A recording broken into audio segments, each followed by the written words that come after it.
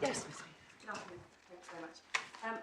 I've rearranged my manner of submission so that I follow essentially the same pattern that Mr. Steer did in addressing you. So I'm going to use the same subheadings. Thank you, that's most helpful. I should say in advance that our position is actually a very simple one, and it always has been, and that position is that Glenda derived her title to the property in Wales, near Sheffield, through the will of her husband, and that at the time that she instituted proceedings here in this country, she was his executor. She had a grant of probate in New South Wales, and she had sufficient standing to bring the proceedings, but it was accepted always that she needed to get a resealed grant prior to the trial of the claim, at which point it would become necessary for her to prove that title. It didn't make her any less of an owner of that property, simply because she didn't have the resealed grant at the time of the issue of proceedings. And that is, and that always has been, the position that Glenda has adopted in relation to this question of standing.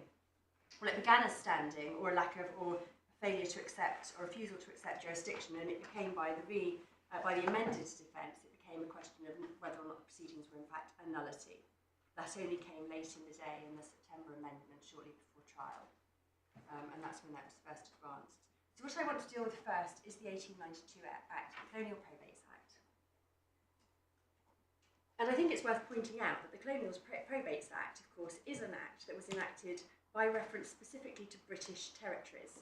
So they were territories with which there was already an assimilation between English law and the law to which those territories were subject, because of course they were British territories. And so this act, of course, and all of the sentiments that sit behind it wouldn't apply in other jurisdictions such as America or Russia or India or various other places, but specifically this act applies to territories that were British territories. And of course, at the time of this act, the law that was formed the basis of Australian law, New South Wales law, was British law. And in fact, it was only in the latter part of the 20th century that Australian law and New South Wales law became completely divorced from that of British law, which is why we so often see in Australian cases that there's reference to English authorities, because they're binding, and indeed, of course, the Privy Council was the final court of appeal in relation to actions in New South Wales. So there is this already pre-existing relationship between those legal systems. And we see the Colonial Probates Act begins at page 470 in your bundle.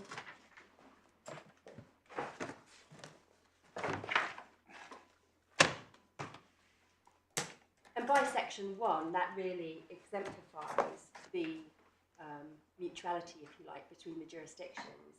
Her Majesty the Queen may, on being satisfied that the legislature of any British possession has made adequate provision for the recognition in that possession of probates and letters of administration granted by the courts of the United Kingdom, direct by order in council that this act shall, subject to any exceptions and modifications specified in the order, apply to that possession.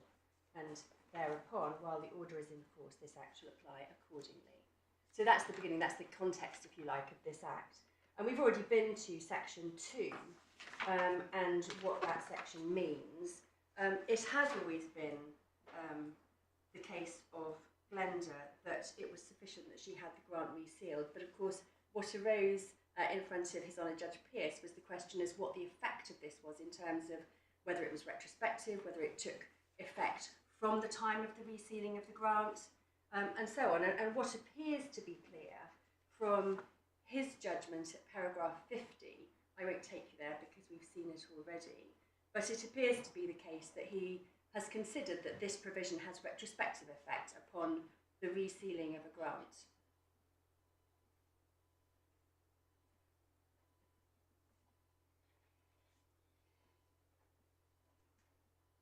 And in my submission, that's not a completely unsurprising conclusion when you do look at the language of the provision itself. So cutting out all of the irrelevant bits or the unnecessary bits in the middle, where a court of probate in a British possession to which this act applies has granted probate or letter of administration in respect of the estate of a deceased person, the probate or letter so granted may, on being produced to and a copy thereof deposited with a court of probate in the United Kingdom, be sealed with the seal of that court, and thereupon shall be of the like force and effect and have the same operation in the United Kingdom as if granted by that court. And we've already talked about the language there. Thereupon is not the same as thereafter. Shall does not necessarily mean that everything afterwards is bound by that provision and the effect of that provision. Thereupon, so that means upon the happening of that resealing. Then the resealed grant shall be of like force and effect and have the same operation in the United Kingdom as if granted by that court. So essentially, it could be saying, I don't need to say that it is, because I don't rely upon it having retrospective effect, but it's certainly perfectly within the realms of literal interpretation of that passage, that thereupon means that from that point, or from the happening of that event, the resealing, the foreign grant will be of the same like effect as if it was granted in England. So I don't think I need to say too much more about that, other than to acknowledge the point that thereupon is very different language to thereafter, which clearly does indicate that it is only from that point, from the point of the resealing, then thereafter would mean that it's only after that that would have effect in respect of the English jurisdiction. Can I just be clear? I mean, I follow you say you don't need this point. Is it your submission that the judge was right about the point or not? I think it is. Yes, it is. It's my submission that he was correct to interpret it in that way, that is an interpretation which was entirely open to him, given the language of the statute itself.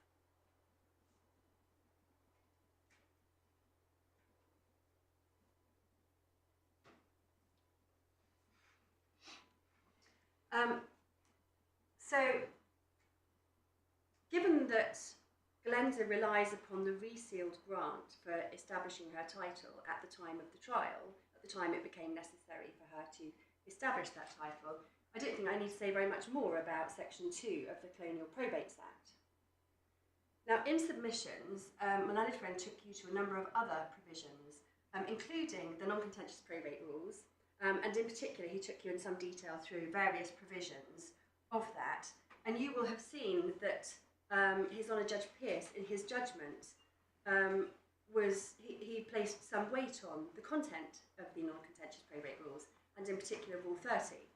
I should say that that was the first time that Rule 30 and the non-contentious probate rules arose at all, because it's not something that was put in argument before him.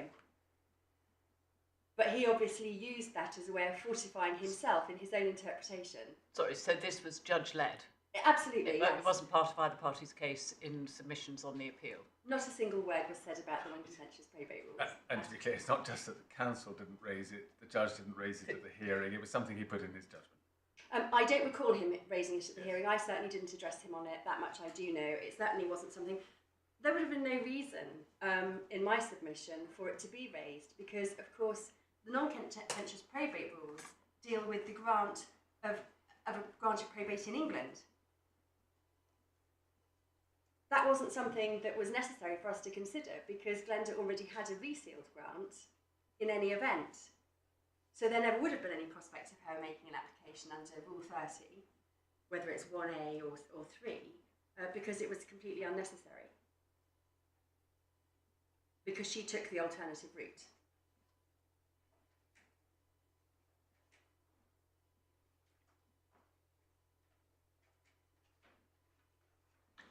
So the first time, effectively, it's become at the heart Yes.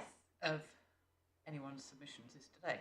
Indeed, and I think actually if we look at his, I think it's implicit in fact in what he says.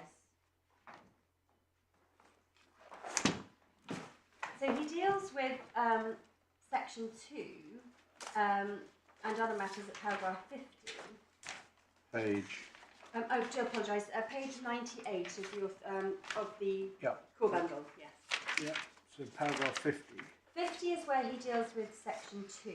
Yes. His interpretation of Yes. section 2 as having like effect, meaning that it's essentially going back to the beginning when the grant was first made in Australia. But then he goes on at paragraph 51. Would I guess that Theobald wasn't cited either? Before No, I don't believe it was. And I think that what he'd obviously done was gone away, thought about it, and fortified himself in the view that he'd taken, which is why we see all of this reference to Theobald, and then particularly to non-contentious probate rules. Which he picked up from paragraph 37007 of Theobald. Yep. Absolutely, yes. I think that must be right. Yep. But it was news to all of those of us that were involved to see this arise. And as I say, I think it looks as if he's fortified himself in the view that he's already adopted, because of course it was never necessary to deal with Rule 30, because we weren't in the position where there was an application or had been an application for an English grant. So I thought I ought to mention the point that Rule 30 was not something that was raised before him, something that he raised himself.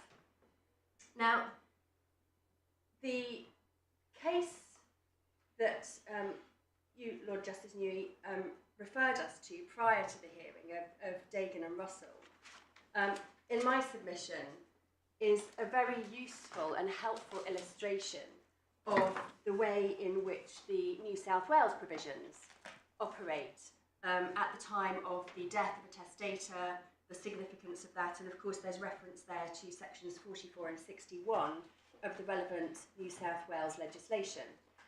We've seen those provisions, we know what they do, everything vests in the trustee until such time as grant of probate is taken out. But what's very interesting about the Dagan case is it does, and it's almost a treatise really on the law of inheritance and succession and administration. But what it does do is it illustrates that the title that vests in the New South Wales trustee pending the grant of probate is really a bare title. It's not ever expected that the trustee would undertake any form of administration. And I think that we see that, yes, if I can take you, it begins on page 631, but I want to go to page 657 of the bundle.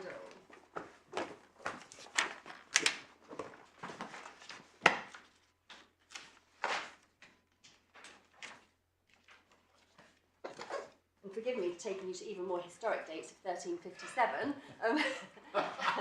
having said that we've had a history lesson. But at paragraph 95, it said it should follow, as sometimes been held, that although under section 61 of the Probate Administration Act's title to deceased estate was vested in the New South Wales trustee until granted probate, trustees did not have any power or authority to deal with the estate. That power has been removed in 1357. It should follow that it cannot be implied from the vesting of title to a deceased property in the New South Wales trustee between the date of death and the grant of probate or administration that the New South Wales trustee has powers of administration that would ordinarily inure to the holder of the legal title, or that could qualify the operation with relation back of provision in section 44. So I think that's just a useful illustration of the extent of the title that essentially vests in the trustee, and it is a bare title, and it is referred to as that. So that, and at the bottom, the title of the New South Wales trustee is a bare legal title which carries an active duties. Executor is the beneficial owner of the assets of the estate. Absolutely. So you say that the beneficial interest is in fact vested at the date of the beneficial interest of death, death, at the date of death, albeit yes. that the legal title rests temporarily in the New South Wales trustee. Absolutely. Just I'm interrupting you for a moment. Is that the same as applies in this country in relation to intestacy? Yes. So I think it must be, because section 9 of, I think it's section 9 of the Administration of Estates Act or Justice Act, let me find it. Where there's a vesting in the public trustee rather than the NSW trustee. Absolutely, and of course, but that's expressly a provision that refers to intestacy. Yes. So yes, that would be the same as would happen here. But, and for reasons that I will undoubtedly refer to umpteen times, in my submission, and this is a submission that has been canvassed before each court below, you cannot correlate the provisions in respect of, or the process in respect of intestacy with that which arises where there is a will.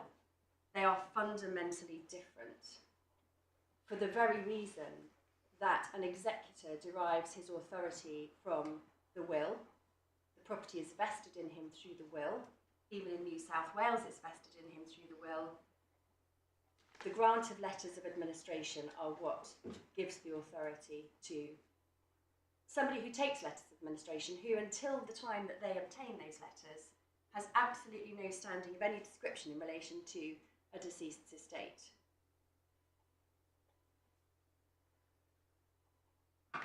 And I think I make that point in my skeleton argument as well, that you have to make that distinction because they're two very different processes by which different rights accrue to the various people that are trusted with the administration of the estate. As a complete aside, paragraph 96 of this judgment, talking about the letters patent issued to Captain Phillip on the 2nd of April 1787, could I recommend Thomas Keneally's book, The Commonwealth of Thieves, about the first 2 years of New South Wales and Sydney, which he effectively founded with 2 boatloads of convicts, for which there were no plans for these people to, there was nothing, they had to build their own place. Everything. Well, yeah. Following on just from your interesting deviation there, in my researches to looking at how the law has evolved in the Australian territories, I was interested to discover something I didn't know beforehand, which was that New South Wales, they questioned about whether or not English law should apply, because apparently it was a territory that was created, it was a penal colony to start with, and that's how it was created and it evolved from there. Yeah. Clearly it's a bit more lawful these days, I think. Sadly, I don't think I'll be able to use that knowledge in the writing of any judgments in this case. I don't know. Footnote? Footnote. No, my lady doesn't believe in footnotes. No, I don't. No, yes. That bit is, at least is true. I'm going to avoid the temptation to go all the way through this judgment because it's actually very long, but there's also an interesting passage at paragraph 185, which appears on page 673, which again, in my submission, illustrates the closeness of the United Kingdom laws and the laws as they're applied in New South Wales. And it says these considerations, the ones that they talked about beforehand, arise equally in the United Kingdom and in other Australian states, where the executor's title is derived from the will rather than from the grant. They arose in New South Wales prior to 1890 if due attention is given to the limited respects in which New South Wales departed from the United Kingdom and Victoria in 1893, those considerations should not pose substantial difficulties. A person dealing with an executor before grant may require a grant of probate as an authentication of title. Right. So again, reiterates that point, but also reiterates the correlation between English law and the law of New South Wales. Namely the authentication of title, not the granting of title. Yeah, the need to prove it, absolutely. Which ties in with the fact that they already have the beneficial interest in any event. Absolutely, and entirely consistent with the way in which we recognise that position in English law. So I think I can leave Dagan and Fussell alone now. I'm just going to pick it up very briefly because it seems appropriate to do so while we're talking about statutes. But it is a point that I'm going to come to when I talk about Chetty a little bit more. And that is that page 481A of your bundle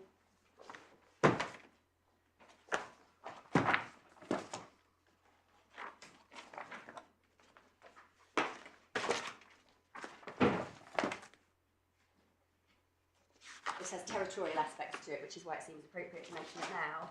And what this provision says is that a will shall be treated as properly executed if its execution conformed to the internal law in force in the territory where it was executed, or in the territory where at the time of its execution or of the testator's death he was domiciled and had his habitual residence, or in a state of which at either of those times he was a national.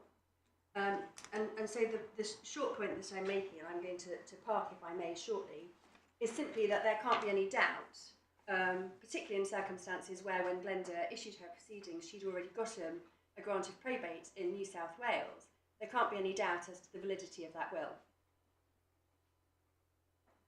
And I think that in my skeleton argument I make reference to a passage from Tristram and Coutts that says pretty much the same thing, but the statute says it for itself. So I don't think I need to address you any further on the mechanism by which Glenda became entitled to the property in England. And of course, we've already looked briefly at the will, and we know that it incorporates all of his property wheresoever situate. So there can be no doubt in my submission. And indeed, it was never a part of the defence of Richard and Gwyneth that she didn't own the property, that she didn't have an interest in the 1990 trust land, as it was previously described. So it then becomes a question of her entitlement to bring the proceedings absent a resealed grant. So I think that has probably dealt with the practical, granular procedural points of foreign executors. And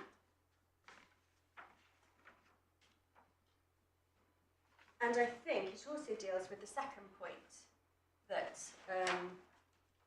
Mr. Steer talked about, which was the rule where executors can bring proceedings before grant, where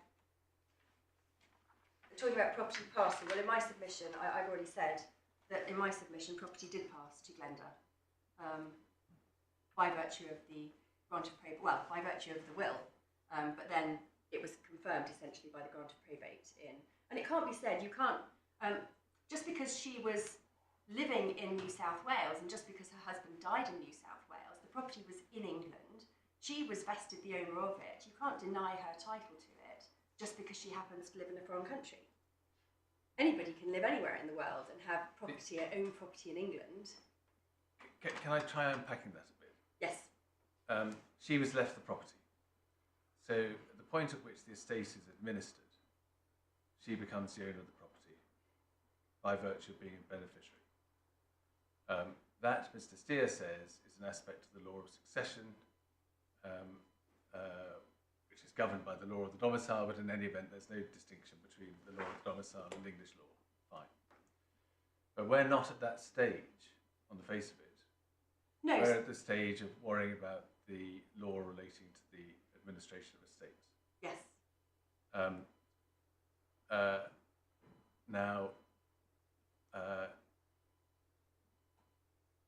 Would you say that what at any rate is an English law rule, that somebody acquires title as an executor under the will is an aspect of the law relating to the administration of estates? Somebody acquires title to the property under a will as a matter of property, well, as a matter of inheritance law. In terms of administration Is it a matter of of succession law or administration of estate? Well, succession only applies to beneficiaries. People beneficially own as owners. And of course, Glenda was also a beneficiary, but we're not dealing with this as an issue of succession. Although, and again, I think I made the point, and I'll probably return to this very briefly at the end, it was the case at trial that our position was that in the event that the judge found that we were prevented from pursuing the claim, with Glenda in her capacity as the executrix, we would have made an application in the face of the court there and then to amend to bring those proceedings as beneficiary. Well, I was wondering about that, actually. Yeah, no, but no, I mean, certainly this is not a matter of succession. A matter of administration, it has to be then, doesn't it? But what steps in the administration of this estate was Glenda taking by issuing those proceedings? She was merely asserting an interest in property. She wasn't dealing with it in any other than the fact that she was claiming an interest in it, which was a matter for the judge at trial as to what, if any, interest she did have. Yes. So it's almost a precursor to the administration, really, if you want to sort of look at it technically. I'm not sure about that. Okay. As Mr. Steer says, there's plenty of authority to the effect that in conflict of laws terms, you look to the law of the forum when dealing with the administration of estates. And on the face of it, that might be thought to apply not merely to who an executor is, but to the mechanics of how that works, which might include passing of title. Yes. now we find, as part of the law of the forum, English law, a rule that says that on death, an executor gets title. Now, potentially it seems to be 2 points then arise. One is that English law rule dependent, as Mr. Steer says, on the executor being entitled to a grant as of right, and Mr. Steer says not.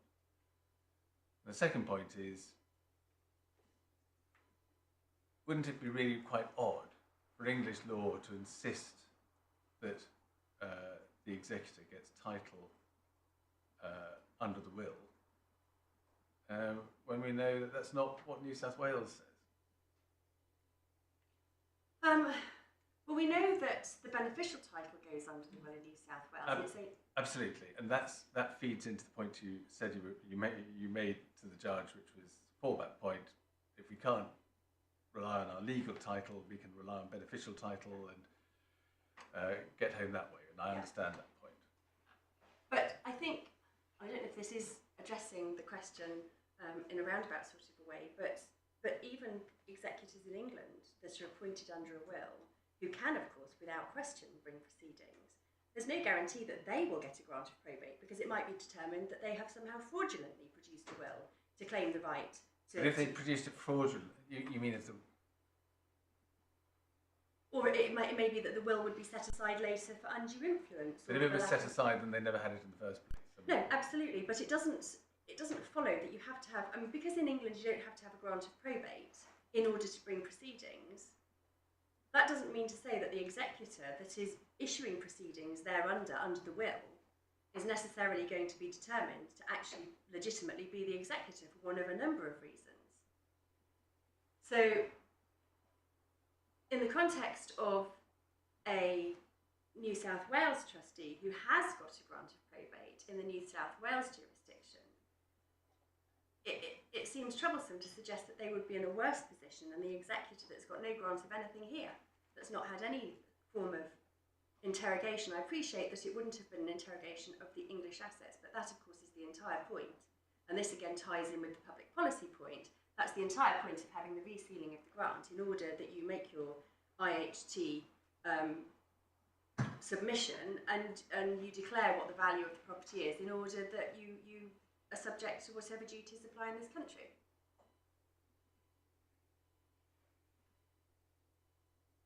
Just, you ought to resume your course, but let me just ask one question. Suppose you brought proceedings before getting a grant in Australia. Yes. And then by the time of trial, you'd got a grant in Australia and resealed it. Would that be all right? Yes. Because your title derives entirely from the will. And Dagan is good authority that the extent that the public trustee has title, it is a bare title only. True, but then legal title is still in the NSW trustee, or here the public trustee. Yes. So at most, the executor or administrator under New South Wales law would have a beneficial title. Yes. And that might allow you to amend to bring a claim in that capacity, but it isn't obviously the basis on which anyone so far has said that you're entitled to bring the claim. No, it's not. But I would say that you would be entitled to bring, because the will is what vests whatever title it's capable of doing in you pending your extracting a grant out of the New South Wales Court of Probate.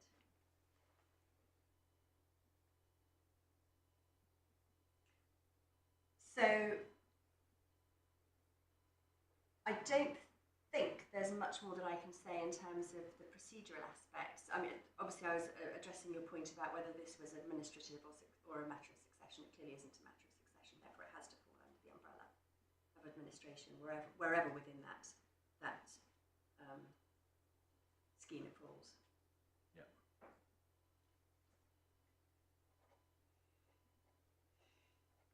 So I think that now I am going on. I think, yes, that's dealt with the second point, which is about no property before grant or before resealing, which is the submission that was made to you. And again, if I can just highlight the submissions that were made or the relevance, Mr. Steer relied upon Ingle and Moran as being of some significance. That, like just about every other case that's relied upon, is an administration case. I mean, the tricky thing there is, if you look to New South Wales law, you do find that the structure of the law that applies in relation to executors in New South Wales is very close to the structure that applies to executors, to intestacy in this country. So you say, well, Ingle and Moran is only about intestacy, but you find that the New South Wales structure is very close to the intestacy structure here. On the face of it, it does look close. In reality, I'm not sure it is that close, because on the face of it, it's right that until the grant of probate, then the title to the testator's estate vests, at least barely, in the trustee. And arguably, that is similar to the way that it operates in an intestacy here. But the reality is, there is still a beneficial interest vests in the executor under the will in New South Wales, whereas the property of the intestate can't possibly vest anywhere else until such a time as somebody has taken an entitlement through the grant of letters of administration. I mean, sorry, go on. Yeah, so I was going to say, so superficially, they might appear to be similar, but fundamentally, they're actually not. So the administrator, potential administrator, has nothing No. until the granting of the administration, and the whole of both the legal and beneficial interest vests in. It must do. Whereas, where there is In an New South executor, Wales? Immediately on death, Yeah. the whole of the beneficial interest vests in the executor, and the legal bare title stays there until validated by the grant of probate. Yes, and I think that must be right. That is my submission. So there is a superficial similarity, but fundamentally it's still quite different because... I mean, I do follow that. Yeah. The following point would be, if these distinctions and similarities do or don't matter, I don't know, but if they do matter, then the question then would be, does having the beneficial interest serve your purposes, or would it rather be that you had to make an application to amend so that you could bring the claim as a beneficiary, well, as a beneficial owner? Yeah. I think the irony then, I suppose, is that normally when you bring a claim as a beneficiary, yes, you need to join the legal owner. Almost certainly at some point in time. At least under New South Wales law, you are now the legal owner. I mean, well, in fact, under everybody's law, you are now the legal owner. So maybe that could be an answer. You say, well, I could bring the claim as beneficially entitled. Yes. By the time of trial, I need to have established my entitlement. Established my title, so that we know that we have the legal owner before the court. Yes. So it would be similar. I do. It might actually then be a bit similar to something my lord has talked about outside court, which is the rules you get with legal and equitable assignments. Yes. And I think where you have an equitable assignment, you can potentially bring the claim, but potentially you have to join the legal owner. I can't remember. Presumably to assert that equitable entitlement as against the legal owner, presumably, I would think. But yes, so I think there does appear to be a similarity, but they're fundamentally different in terms of their status to bring proceedings in this country. So to the extent, and I'll just use this as an overarching submission, to the extent that you are being invited to extrapolate any principles applicable to this case from cases in which they are expressly about administration cases, and where those cases say that the title doesn't devolve to the administrator until such time as letters are granted, I completely agree with that, but it has absolutely no relevance to this case at all in my submission. And that's universal to Milburn and Snell, England Moran, and all sorts of other cases. So could you just, for my note, could you just repeat that submission? What is universal to all those cases? What I'm saying is that my submission is universal to every case that deals with, that is about an administrator, yeah, and about their lack of standing to bring a claim prior to the grant of letters. My universal submission is none of them of any relevance. It's a complete false analogy, you say. Precisely. Yeah. Completely false.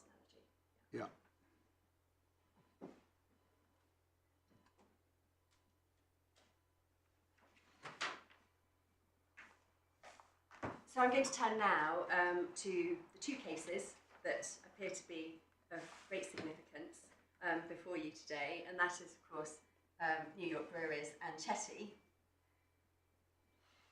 My learned friend has impressed upon you the need for, or the fact that you are bound by New York Breweries because it's a House of Lords case in this country, and it essentially trumps Chetty in the event that you're looking at a hierarchical competition.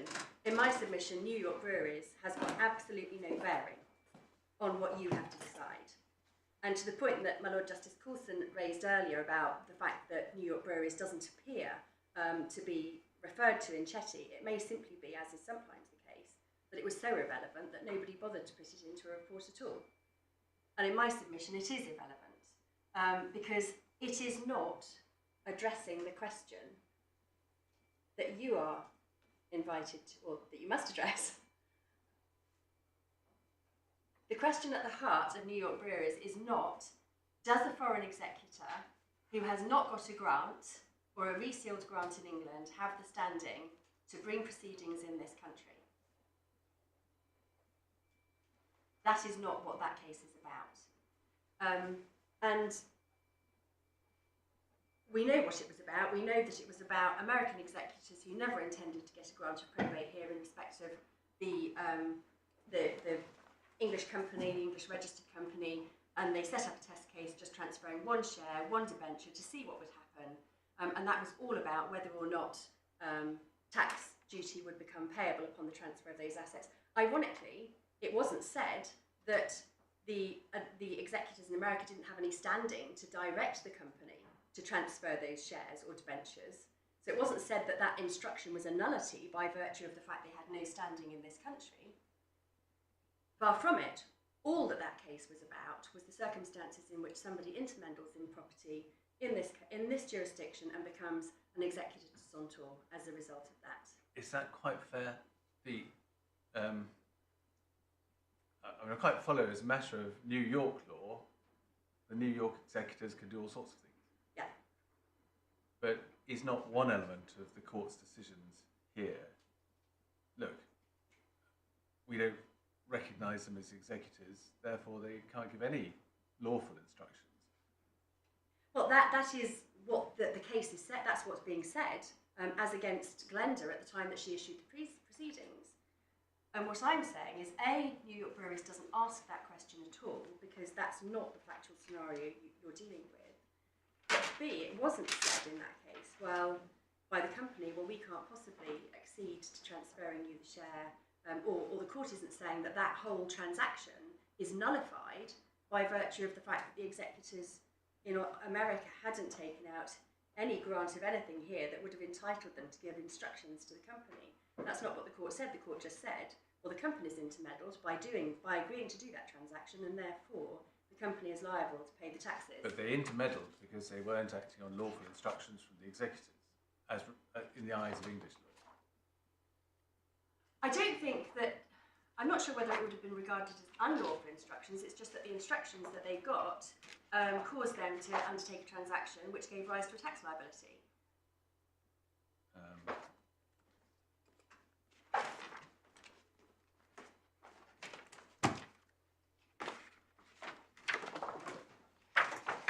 I mean, I have to say, speaking entirely for myself, I'm not sure that New York Breweries does necessarily go very far, because it can be explained on the basis that the courts are just saying, absent a grant or a resealing, you couldn't have had a resealing there, absent a grant in this country, as a matter of evidence, we can't recognise them as executors. Yes. But it's not so clear to me that they were assuming that these people were executors and could give lawful instructions, but nonetheless there was intermeddling. No, and I think that's the whole point, isn't it? That nobody was acting in this country in the guise of an executor that was capable of giving directions as an executor in this country. They were simply attempting, between the company and the executors, they were attempting to see if the whole process of probate could be bypassed so as to avoid the payment of tax, which otherwise would have become payable upon the grant of probate. But I suppose the fundamental point that I'm making is that that isn't authority that can be translated into answering the question that you're being asked to answer. In my submission, to use a sort of an obvious phrase, it should be distinguished. It does not. It doesn't give you the legal authority. It would be such a giant leap in my submission to take New York breweries as authority for Glenda not being permitted to bring proceedings in this country despite being appointed executor with the New South Wales grant and capable of getting a resealed grant under the Colonial Probates Act. It's so far removed, it must, in my submission, just be distinguished as not being an answer to this case at all and not being particularly helpful in that regard. But I'm going to say you really shouldn't depart from Chetty for obvious reasons. Now, I realise it's been suggested to you that you're entitled to ignore it or to say it was wrongly decided. I can't see why one would say that Chetty was wrongly decided. But it's useful, I think, if we look at the decision itself. Get my pages. It's tab 12. Sorry? Tab 12. Oh, thank you.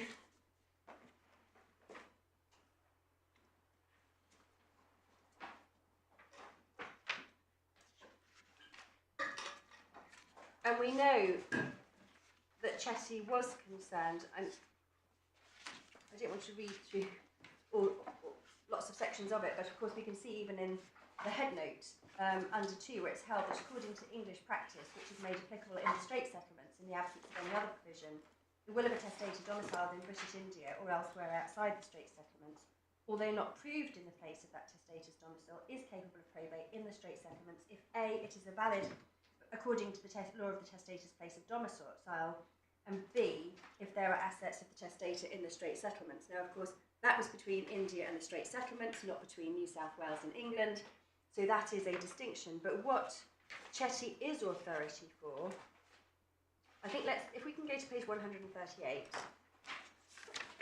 I think you've already been taken to this passage already. It's at the bottom, so it's where the right-hand line appears. It's quite clear that an executor derives his title and authority from the will of his testator, not from any grant of probate. The personal property of the testator, including all his rights of action, vests in him upon the testator's death, and the consequence is that he can institute an action in the character of executor before he proves the will. He cannot, it is true, obtain a decree before probate, but that is not because his title depends upon probate, but because the production of probate is the only way in which the rules of the court, by the rules of the court, he is allowed to prove his title. Then it goes on to talk about the administrator. Next paragraph, it would seem, therefore, that an executor is not only the legal representative of his testator, but capable of instituting a suit within the meaning of Section 17 of the ordinance in question. Nothing in the ordinance to confine legal representative. But in their lordship's opinion, the words capable of instituting a suit mean capable of a suit in which a decree might be obtained. The will under which the executor claims must therefore be capable of probate. Well, in this case, we know very well that the will was capable of probate. It's already had probate in New South Wales, and by the time of the action, or by the time of the hearing of the action, then a resealed grant has been obtained. So there can be no doubt at all in my submission that Chetty is on point, completely on point. Mr. Steer, I think, recognises that in the sense that he says that we have to say it was wrong. Well, yes, because the only way to get away from Chetty is to depart from it completely, yes. In principle, from Mr. Steer's point of view, there could be 2 ways of dealing with Chetty. One is to say it's wrong or it shouldn't be followed. The other is to say the court is proceeding on the basis that the rule is the same in British India as it is in England. Yeah. Either because they know that is the case or because it's presumed to be the case. And then it might be said, well, fine, but that doesn't necessarily apply where we know that the rule in the other jurisdiction is not the same as in England. Yeah. Well, I think that of course, if you were faced with a case in which you couldn't be certain that the rule was the same, I mean, you're not faced with that case. You're faced with the case where you know what the rules are. But yes, there might be some argument there to be had. I mean, it's pure hypothetical speculation on my part to go any further than that. I'm not saying that it's not possible to make an argument that it's that without knowing what the rules are, it could be different. But Now as you say, we know what the New South Wales rules are, and you've explained how approaching matters by reference to the New South Wales rules, you're still all right, and I follow that. yeah, But it might be thought a bit odd for us to insist that somebody gets title under a will in circumstances where we know, either in this case or in some other case, that in the other jurisdiction that isn't the case. I think what you could do is to say that in circumstances where somebody does derive title from the will, that in those circumstances the rule should be that a testator has standing to bring proceedings, and that then avoids the difficulty that I think you're identifying, which is that there will be some jurisdictions in which we don't know what the rules are, and in fact they might say something completely different. But the only way of dealing with that, I think, is to limit the expression of the rule to circumstances in which that can be certain. And you say that even though the New South Wales rule is not quite the same as the English rule, it's good enough for your purposes. It's good enough because certainly by the time Glenda issued proceedings in this country, she had got a grant of probate there, which meant that every bit of title, beneficial or otherwise, had already vested in her by the virtue of that grant of probate. But you'd say even before that, you've still got the beneficial interest I do. passing on death.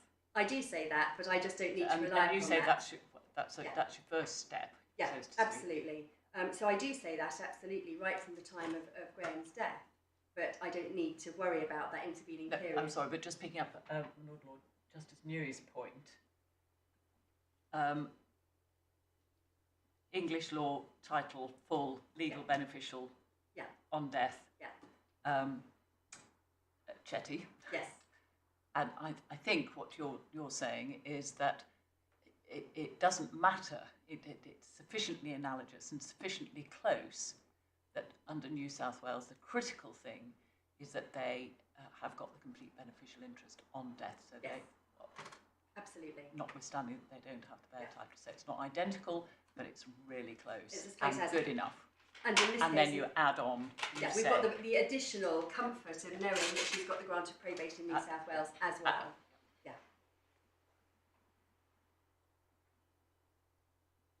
And I recall Mr. Stibb suggesting to you that Chetty was all about applying English rules. It was about English law, but it clearly wasn't, because there's lots of discussion about the Straits Settlements and what law applied there as compared to India and so on. So it's not correct to say that this case was decided with an inward-looking focus on English law. It very clearly was looking at the laws of the domiciles in respect of which the testator and the executors were operating. So I don't accept that proposition that this is just purely about English law and therefore can't be applied in the context that we are here today. That was his principal distinction, that he said Chetty was wrong, we shouldn't follow it because it was contrary to the principles and authorities relating to foreign executors. Yes. And you say, effectively, no,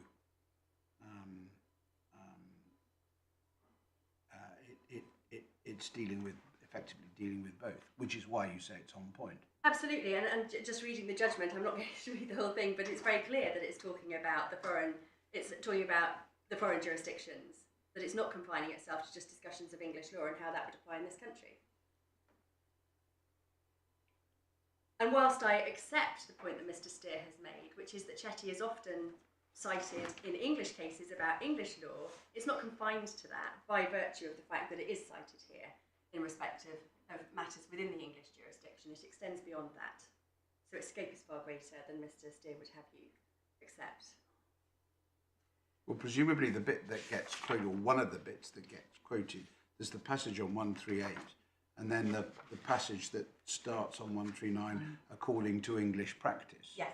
But to be fair to Lord Parker, he has already said why the English practice is applicable. Yes. Because of the workings of the effectively the Straits Settlement. There's nothing in the code or any law enforcing the Straits Settlement precluding the Supreme Court of the Straits Settlements from granting probate of the will of a person wherever domiciled. Absolutely. The English practice is therefore applicable, open, Yeah. commonly cited quotation. Precisely. And of course then he goes on after the part that you've talked about onto the top of 139 to go again and start talking further again about the Straits Settlements. It's not a case that this has been really looked at through the lens purely of English law. It hasn't.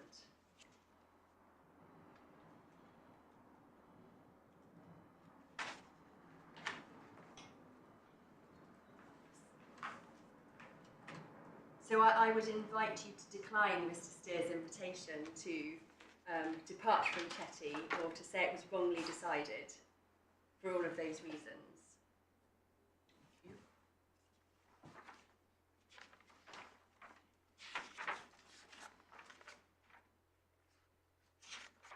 And I think we're going to move on now, if we may, to the public policy argument. Yes. And it was Mr. Steer's submission that public policy favours having a grant here because you can know then that there has been a calculation of what taxes should be paid. If you have a grant here, then creditors would be put in a better position. Apparently, I'm not entirely sure how creditors would necessarily be put in a better position, but insofar as taxation is concerned, that public policy concern is dealt with by the process of applying for a resealed grant. And we see that when we look at the actual resealed grant itself, which we have in the core bundle. And I make this point in my skeleton argument, which of course appears to be really the purpose behind a re-grant. If you look at page 30 of the supplementary bundle. Sorry, supplementary or core? Yeah, the supplementary bundles, not the core bundle, the supplementary one, yeah.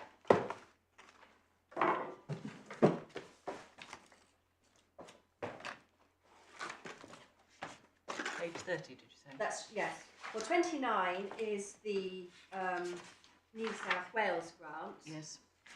And it's resealed on page 30. You see there's the stamp, and what that says is, let this grant be sealed with the seal of the Family Tribunal, High Court of Justice in England and Wales, Probate District Registry of Manchester, hereby certified that an Inland Revenue affidavit has been delivered wherein it shows that the gross value of the estate of the deceased in England and Wales may have possessed or entitled to trustee and not beneficially amounts to 148,000, etc. So it's absolutely clear that that process of resealing is what safeguards the public policy concerns, if you like.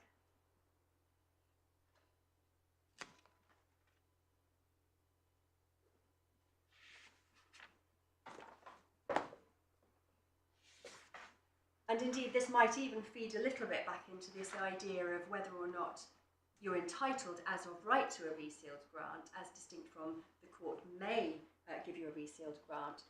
What the resealing process is concerned with is making sure that any declarations that require the payment of taxation and so on are made at the time that the grant is, or before the grant is resealed. So it seems really, when you look at the process, to be an administrative process rather than one that is going to question the underlying grant of probate. It's just concerned with making sure, from a public policy perspective, that English tax is paid in respect of inheritances in England, or from property in England. So, and in my submission, there is no other public policy reason to insist upon either a re-grant or a new grant of probate in this country in the context of an executor who's derived title under the will in any event. And of course it's no different to an executor bringing proceedings in this country that would still be required to have a grant of probate prior to, in order to prove title. So they would be in exactly the same position, a foreign executor or an English executor. There's no greater risk because somebody happens to be living in a foreign jurisdiction to there being a prospect of them not making the relevant declarations. So I think in terms of the public policy issue, that's a fairly short submission. And really at the heart of it entirely is the need for taxes to be paid and the appropriate administration to be carried out. So I don't think, unless there's anything further I can help you with on that public policy point, I don't think that I've got anything much more to say about that. No, thank you, that's very Which brings us neatly to CPR 3.10. Yes. And of course, in both of the lower courts, neither judge had to make a decision, a fully reasoned decision in respect of CPR 3.10, because they'd already made the decision that the proceedings were not a nullity. So it didn't need rescuing. No, absolutely, and that would be the whole purpose of resorting to that.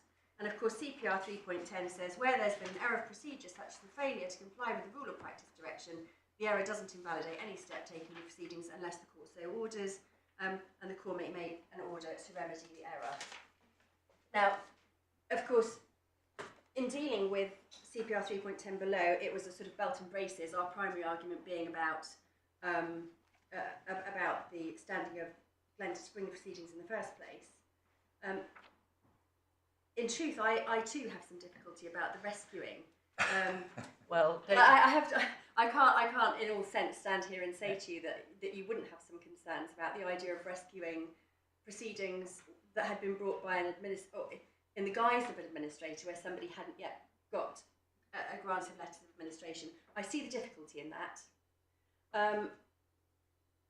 Insofar as 3.10 is concerned, on the face of it, when you look at the rule and bearing in mind that it's contained in the civil procedure rules, you might think to yourself, well, this only applies to deficiencies in compliance with those rules. It doesn't limit itself in that way. It does use examples to say by way of non-compliance with the rule or practice direction, but it doesn't say that that's the only thing it's capable of rectifying or rescuing, if you like.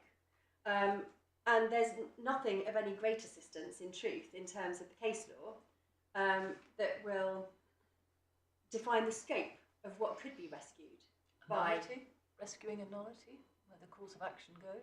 Well, no, and that's I've made the concession. I don't think you can rescue a nullity, but of course I'm not. I'm saying that these proceedings aren't a nullity. Understood. Yeah. What I'm really wanting to tease out, because you're being very realistic about this ground. I mean, is the reality that your argument remains as it was in the court below, and you really accept that if you lose on that? The way that it was put in the court below is that there is an authority of the High Court in the guise of Mirza and Al-Baho, that wherein Mr. Justice Peter Smith appeared to accept or said that he would resort to 3.10 in order to cure whatever the deficiency in those proceedings. Including a nullity. Which of course was a nullity. I'm not suggesting that that is necessarily as far as one ought to be going, because a nullity is a nullity. But what I am saying is that irrespective of what it was resorted to rescue the proceedings in that case, in my submission it can go beyond just procedural matters such as failures to comply with the rule or practice direction. The failure that you might argue here in the event that you had any sympathy for the appellant's position is that she failed to get the resealed grant before Granger issued the proceedings. In my submission, as I've said so many times, that wasn't a failing at all. But if that were the failing, and if the failure to have the resealed grant didn't render the proceedings a nullity, and if you were to determine she should have got the resealed grant first, then I would say in those circumstances you could waive. You'd say that was a procedural error on her part, which precisely. could be. And so in those circumstances, where she was the executor and did have the foreign grant, then I would say if it was necessary to get the resealed grant first, then you could waive that non-compliance.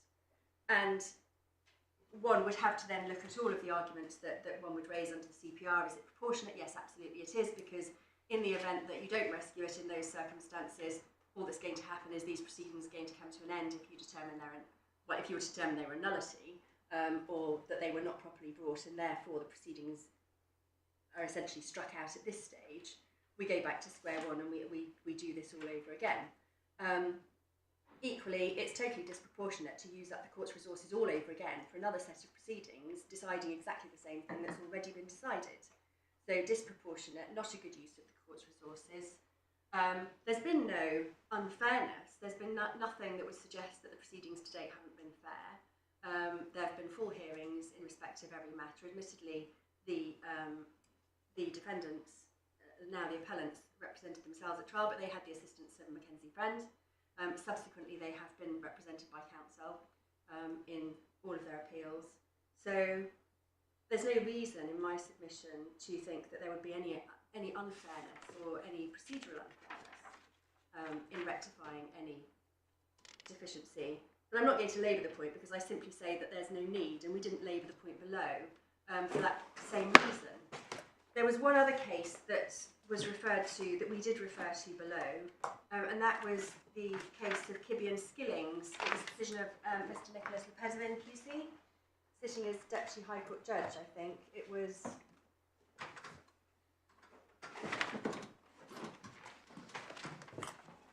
Sorry, could you just... It's at page 360. I mean, clearly it's a decision of the High Court, it's not binding on you in any event, but it was just one further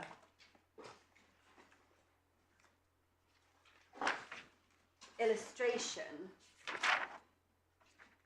of circumstances in which... Page which? It begins at page 360.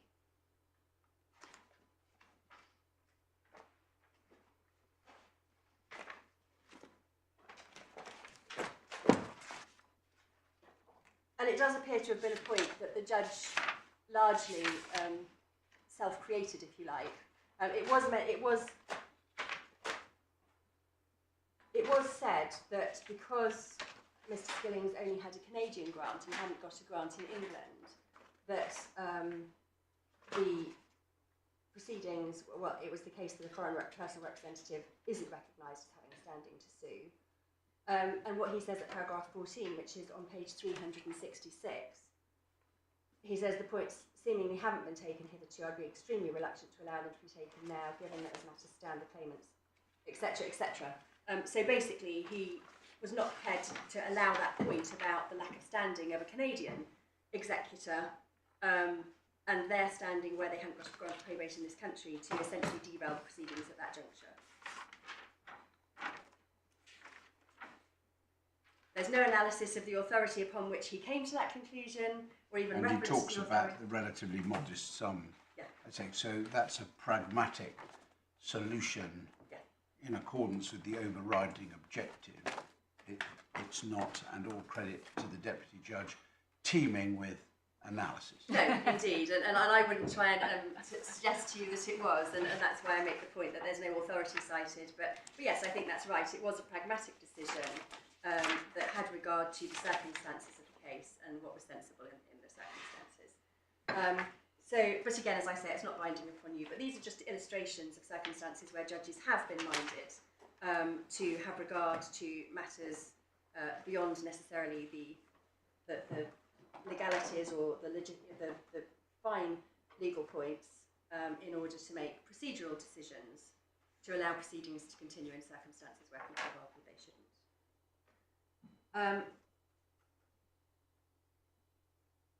I don't think I really need to address you any further on 3.10. I don't think there's much more I can say because there's no more authority that I can refer to. I'm just looking, I just to see if there's any instructions coming through to me on any point that I've missed out on. If you don't, I have a blank screen which rather stresses me. Yes, it continues to be blank. I don't have any more submissions to make. As I say, I rely upon my skeleton argument. If there's anything else that I can assist with, obviously very pleased to do so. But no, thank you very much. That was most very helpful. grateful. Thank you. Anything in reply, Mr. Steer? Lady, thank you. Just a few points, not that will take up too much of the ladyship's and lordship's time. First, my learned friend is making a point that you made below, which I submit is rhetorical rather than substantive, which is that all the cases I rely on are actually about administration and none of them really concern foreign executors rather than administrations. I submit that really is a painting by numbers point, which doesn't really go to the substance, because the truth is that as a matter of law, the question is how the property has passed to the person who wishes to bring the claim, and the consequences of discovering that they don't have the vesting in them of the property by virtue of one mechanism or another, in order to maintain an action or bring proceedings rather, is with respect irrelevant. It doesn't matter whether it's happened through administration or through a foreign will where the executors have not received probate in the United Kingdom. However, it would be useful, it seems to me, for me to point out, for your benefit, one or two additional cases where the situation strictly did apply. You do realise that's going to obviously give an opportunity for a further reply.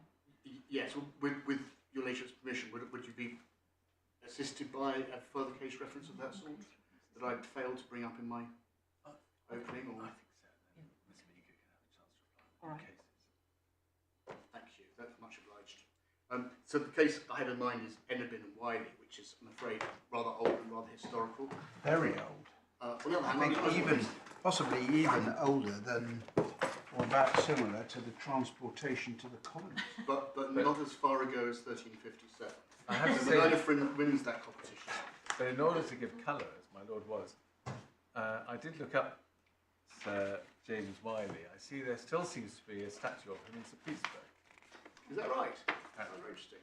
So he did your ladyship and your lordship see the history of this? He was a Scottish doctor who had become the Tsar's personal physician, as far as I could see. He'd established a very lucrative medical practice at the court, and was a privy councillor in the court of the Tsar. So, yeah, there are numerous case decisions, and unfortunately, You just tell us where you are in yes, the I beg your pardon. I'm in the additional bundle.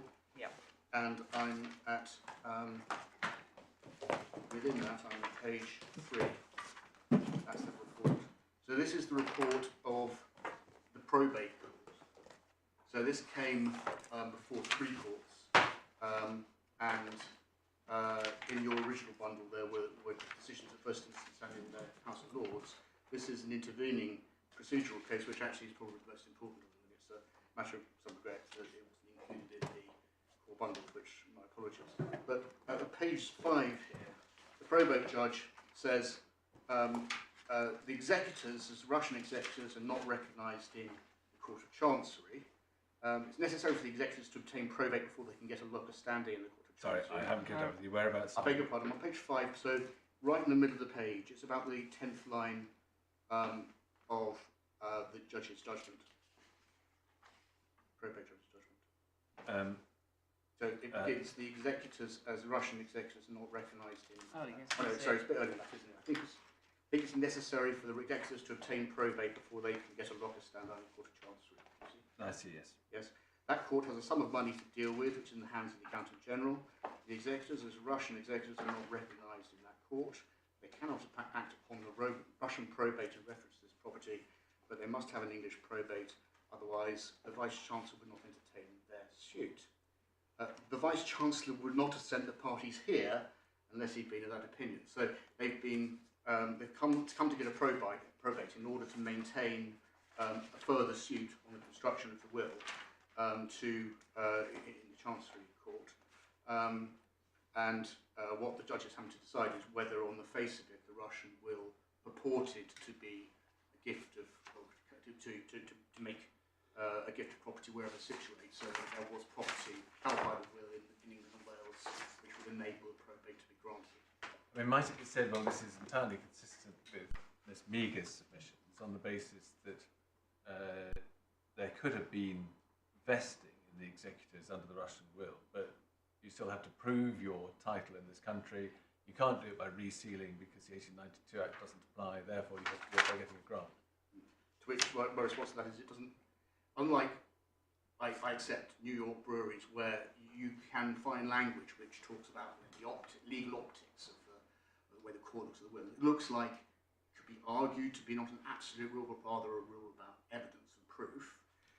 There's no such flavour here, I don't believe. Simply saying that until they've gone to come to probate and receive probate, they have no standing, no locus standi. This wasn't a case that's referred to in either New York Breweries or Chetty. I'm not sure that that's the case in relation to New York Breweries. Oh, I thought I checked. I couldn't find it in either. I may Well, we can look at that. certainly referred to in Dyson Morris, but that's obviously not the right kind of authority.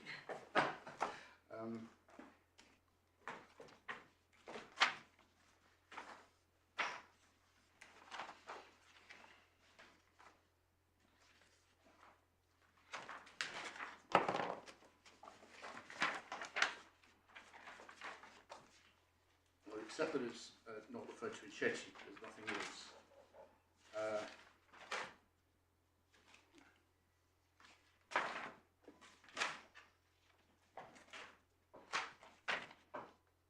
Well, don't take up time now. We can check that. Yes, okay. I'm sorry for not having that at my fingertips. Anyway, that's one case which I think is a useful authority upon the direct ones in relation to foreign executors. I look forward to hearing my friends' comments upon that in course. Second one, of course, is I'm grateful to my own friend for drawing to your attention Kibbe and Skillings. Which we just heard about, which I think has been presented as a kind of cure point, but actually what we do have there is a dictum from the deputy judge, and after all he is someone whose intrinsic authority is quite great as editor of Lewin, where he says that his understanding is that without probate they don't have the ability to bring the action that's been brought. So, Kibbe and Skillings is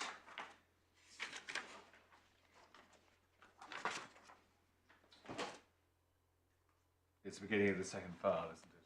I beg your pardon, which page are we on in the bundle? 361. Thank you so much. 361. So, yes, if we, in relation to the last couple of paragraphs, which are relevant to the case management point, and I'll return to them from that point of view. He says at paragraph 13.2 on page 366, Mr. Skillings has had a Canadian grant of probate for some time, but as I understand it, it's a principle of English law that a foreign person is in general not recognised as having standing to sue here until he extracts an English grant. Words in general, I admit, are somewhat interesting, but it's And it wasn't argued, he came up with it on his own. It looks like he's There's no authorities. I mean, you know, I think you should both regard Kibbe as a no-score draw, frankly. Well, I have a bit more to say on it, so I might sneak in an injury time winner on that, but we'll see. Subject, for my own part, I should say, my lord's name. Thank you. May I ask your lordships to turn once again to this really quite important, as it's turning out, New South Wales case, Dagan and Fussell. So I think we're at page 672. And I'm interested in us together, if you'll forgive the collective expression, probing a bit more what this bare title in the New South Wales trustee or in England and Wales, the public trustee, might be all about, because it does seem to me that there might be some merit in thinking a bit more about that. So at 175, the judge says, 174, the title of the New South Wales trustee under section 61 is a bare legal title, carrying no active duties, no powers of management or administration, because the ordinary in England in 1858 had no such duties. So he goes on in the next paragraph. Secondly, as by definition the estate is unadministered, the executor will be the beneficial owner of the real and personal estate on the principles and commissioner of stamp duties, Queensland and Livingston, applied by analogy to the position between death and grant. Now, we don't have together the report of that rather important case in the bundle. Forgive me for not having anticipated that it would become important. My recollection of that case is that it decides that the beneficiaries of the will or intestacy have no beneficial interest in the assets. I know that's a well-established principle. You only get a beneficial interest post-administration. That's right. And that the administrator or executor is under duties of equity to administer in accordance with the law and the will or the intestacy rules, which are not principles of trust. They're principles of equity which apply separately.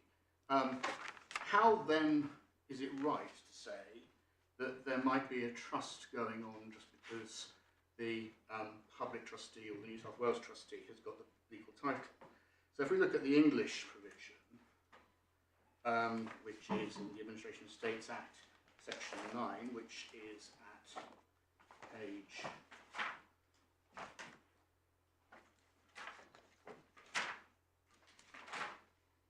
481A, I think. Oh, thank you so Is much. that what you're looking for? Oh, no, Sorry. sorry. No, forgive me. Yes, that is right. Thank you. For 481.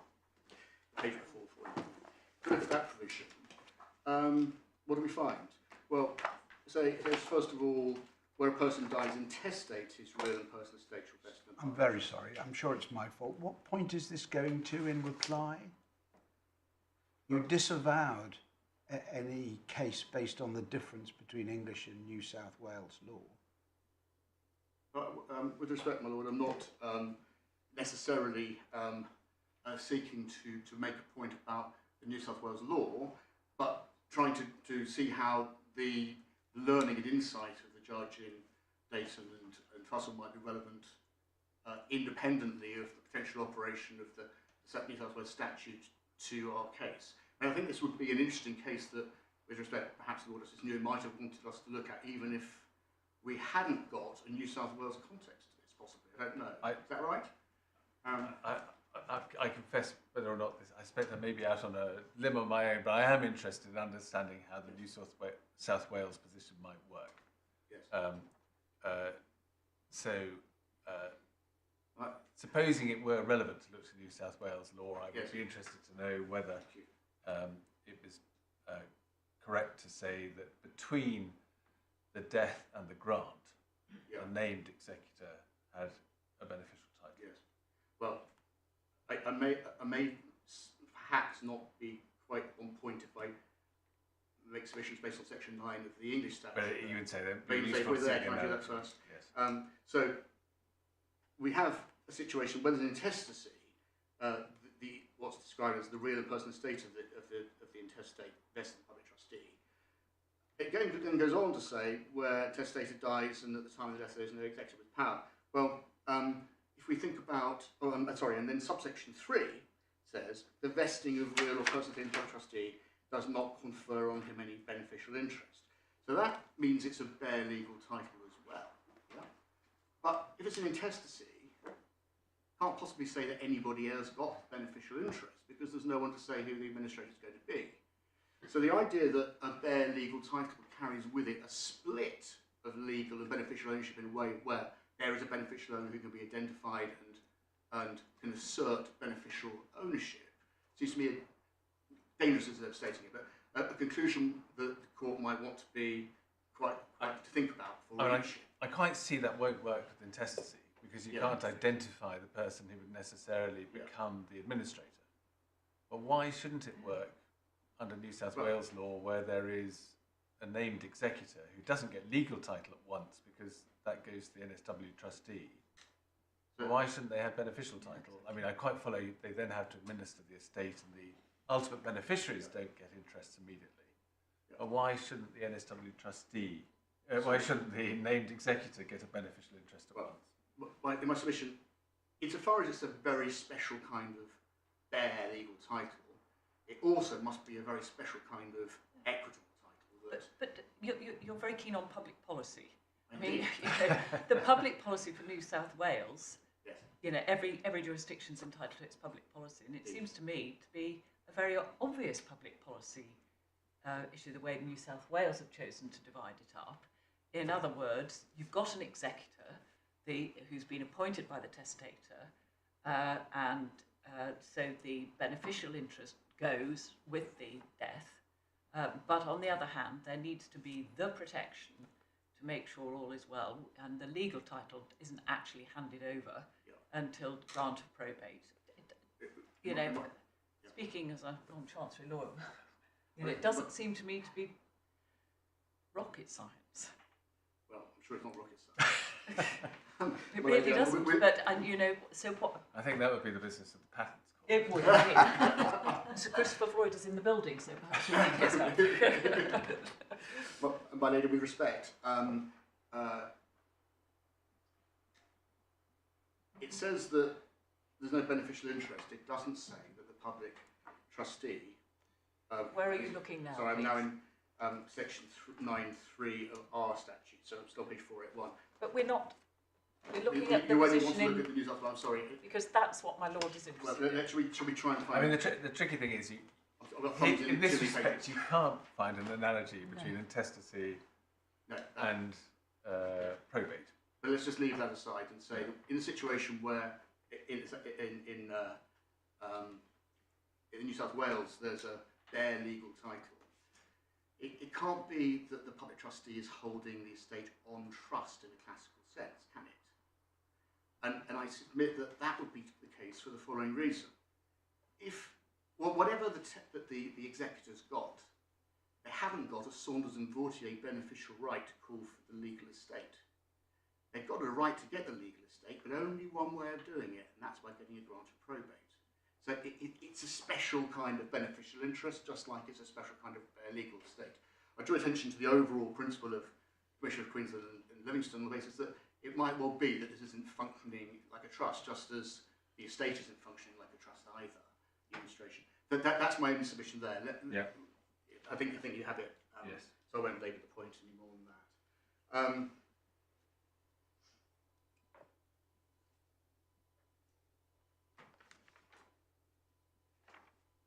In relation to the question that was discussed briefly during the learned friend's submissions about what the effect was of the New South Wales probate on the situation, my learned friend rightly observed that before the proceedings were issued in England, there had been a probate in New South Wales, and that therefore it might be thought that that had perfected, if it had been in operation, it had perfected the title in the executor so that they had everything. My submission is that that demonstrates the point that I've been urging upon your lordships and your ladyship earlier, which is that the law of the forum is completely different from the succession aspects in relation to which the law of the domicile operates. How can it be that a probate issued in New South Wales has the effect of perfecting the title to transfer of property in this country? It must surely be that that is not going to be vesting the executor with the title which is required to administer the estate in this country as a matter of form law.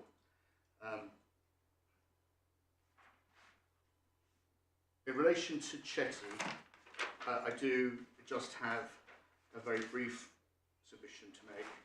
I think we're on page 139. I think the point was actually dealt with by remarkable Justice Coulson's, my lord. So I don't want to lay the point either here, but when my learned friend says that I had submitted that it was all about operating as if it was English law, I wasn't meaning to say that the court was applying the law of England and Wales to an inappropriate situation. I was, as Lord Justice Coulson, I think, anticipated saying that drawing attention was at page 139 that Lord Parker had said that he was going to assume that the law of straight settlements was the same as that in England and Wales because there was a provision of the code which permitted them to do that. That is why the principles were in substance the same as the principles in England and Wales, even though they were the positive law of another jurisdiction, namely the straight settlements. My point about how it's become an authority on English law is that being the case, i.e. it being substantially or substantively the same, it's become an authority on the domestic question of executors issued proceedings, precisely because they didn't detect a conflict problem.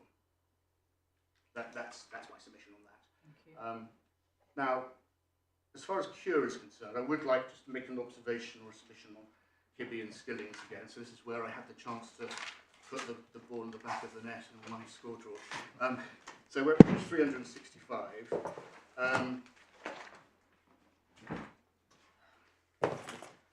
Insofar as my learned friend says that this case is relevant to the question of whether a nullity can be cured by case management, my submission would be that it's fairly clear that what happens in paragraph 14, where pragmatically the learned deputy says he'd be reluctant to allow these points to be taken now, that is not an exercise of a case management power. It's my submission. Instead, it's an exercise of a power of the process of the court in terms of the orderly management of submissions made to the court. It looks, doesn't it, entirely as if what he means by these points have not been taken hitherto, as if what he means is these points have not been taken. And in other words, the technical points he mentions, he's done so, reading it as a whole, it looks like he's done so of his own volition rather than because of submissions made to him. And it would be, it seems to me, right to say that it would be wrong to take that.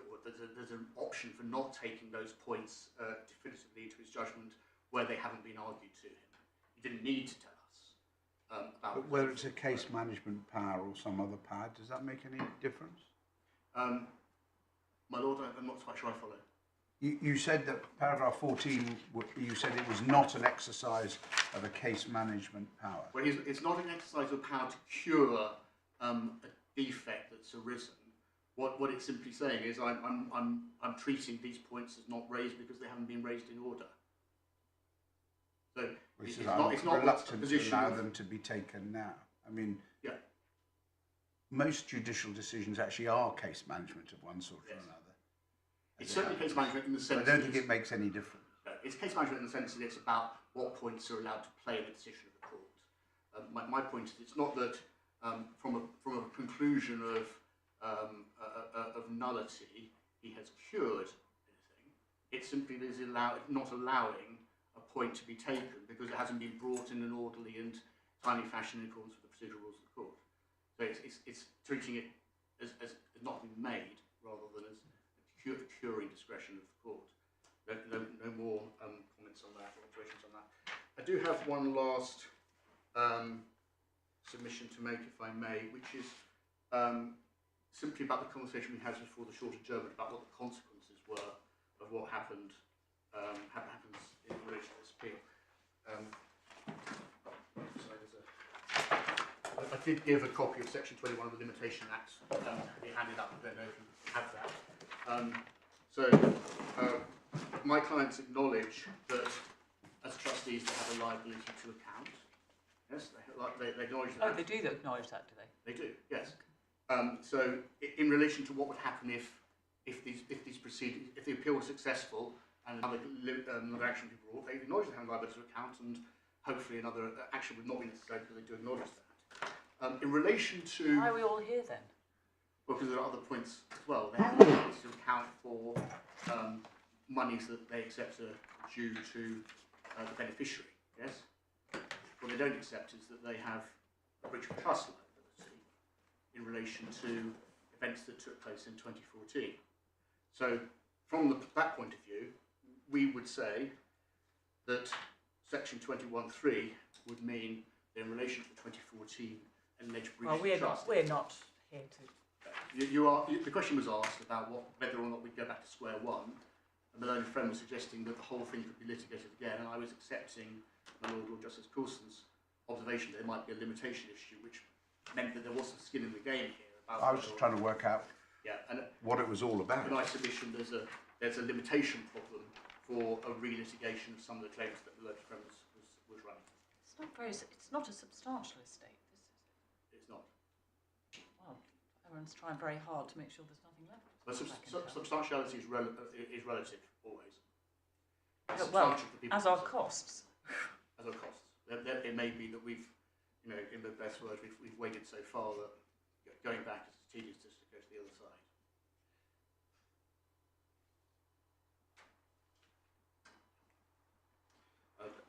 Unless you have any further questions, nothing more from me. Anything else?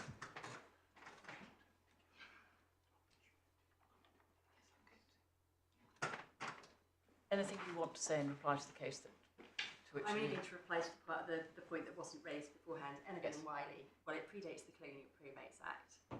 It predates the Wills Act of 1963, and it predates Chetty, and I don't have anything more to say about it, really. Thank you very much. Very well. Well, thank you both very much indeed, and also your instructor solicitor sitting behind you. You won't be surprised to hear that we are going to reserve our judgments in this matter.